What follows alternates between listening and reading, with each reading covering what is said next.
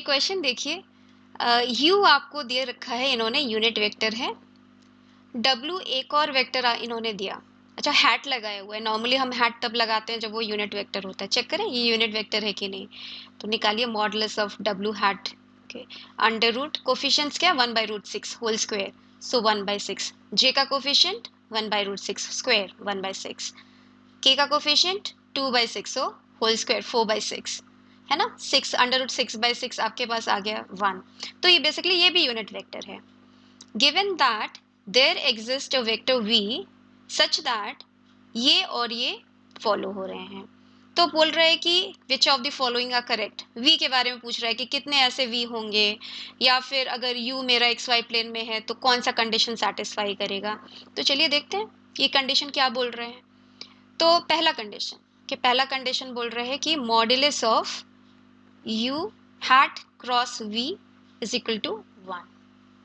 अब इससे क्या निकाला जाए। ठीक है, एक तो पता चल गया कि भाई इसका मॉडुलस 1 है। एक और बात हम थोड़ा सा इसको ओपन करके लिख लें कि ये बोल रहे हैं कि यू हैट का मॉडुलस, वी का मॉडुलस, इनके बीच का sine of angle, okay, sine alpha.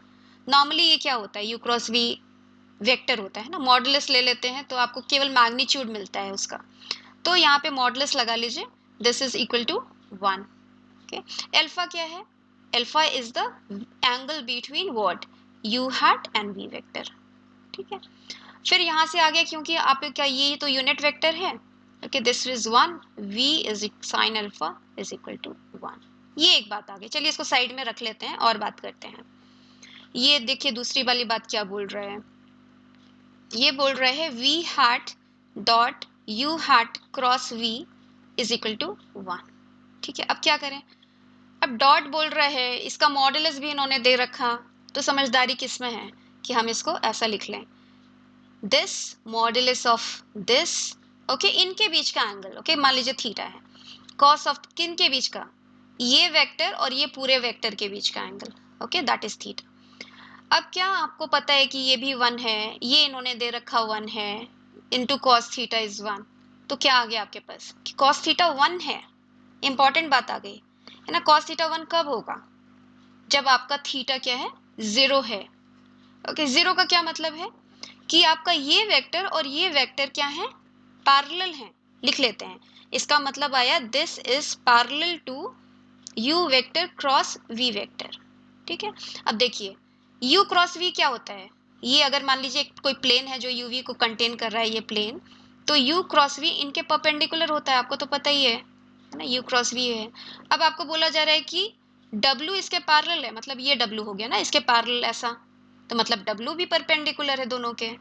तो यहाँ से आपके पास क्या बात आ गई कि w vector is perpendicular to what, v, and also what, w is perpendicular to even u, है ना। ये दो बातें आ गई आपके पास। चलिए अब इसको देखते हैं।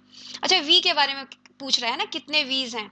तो एक v पे कंडीशन मेरी ये आई और एक v पे ये मेरी यहाँ पे आ गई थी कि मॉडुलस ऑफ v जो है वो 1/sin अल्फा है।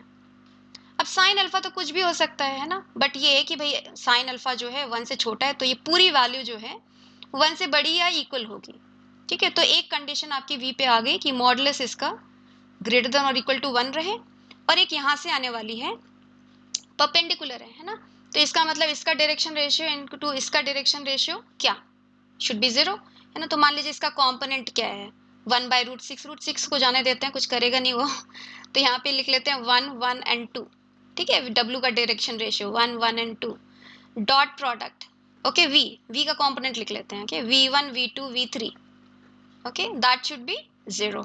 फिर क्या आया आपके पास यहाँ से, that v1 plus v2 plus 2v3 should be 0। दूसरी कंडीशन v पे। तो एक कंडीशन ये और दूसरी कंडीशन ये, कितने वेक्टर बना सकते हो आप।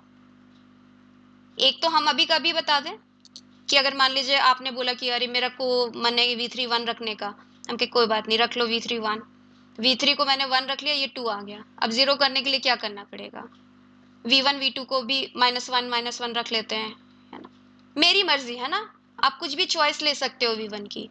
और आप देख रहे हो इनका मॉडुलस भी एक से ज्यादा ही है, तो समझ में आ रहा है कितनी इनफाइनाइटली मैनी ऐसे वीज आप सेलेक्ट कर सकते हो। तो आंसर क्या है आपके पास, there are infinitely many such choices of we. ठीक है, अब चलिए फोकस यू पे डालते हैं। ठीक है, यू पे पहले ये कंडीशन आई, इसको लिख लेते हैं कि डब्ल्यू और यू परपेंडिकुलर है आपस में। तो इसका क्या मतलब है, फिर से डब्ल्यू का डायरेक्शन रेशियो क्या है आपके पास 1 1 2, और u का कंपोनेंट तो इन्होंने दे ही दिया है u1 u2 एंड u3। इनका डॉट प्रोडक्ट क्या है 0। तो क्या है आपके पास u1 plus u2 plus 2u3 should be 0। ये कंडीशन आ गई आपके पास u पे। फिर चलिए देखो क्या पूछ रहा है, if u lies in the xy plane. ठीक है, xy प्लेन में मतलब क्या, इसका z कंपोनेंट 0 है ना, दैट मीन्स का z कंपोनेंट कौन है यहाँ पे u3। तो इफ u3 इज 0 तो क्या है आपके पास कि u1 प्लस u2 इज 0। ठीक है, इससे जो आ रहा है इसका मतलब u1 इज माइनस u2, और इनका मॉडुलस तो लगा ही दो, दोनों ही सेम है, नेगेटिव साइन से कोई फर्क नहीं पड़ता, है ना। उसके बाद दूसरा देखिए, लास्ट वाला, u lies in exact plane. Exact plane मतलब क्या, y कंपोनेंट 0 मतलब u2 0 है, मतलब if u2 is 0 then what, u2 is 0 मतलब u1 प्लस 2u3 इज 0, और u1 is equal to minus 2u3। Modulus लगाना चाहेंगे तो modulus of u1 is equal to 2 times modulus of u3। यहाँ पे तो कुछ उल्टा बात कह रहे हैं ना, 2u1 इज u3, तो ये तो गलत हो गया। ठीक है, तो बढ़िया क्वेश्चन है ना। चलिए नेक्स्ट क्वेश्चन देखें।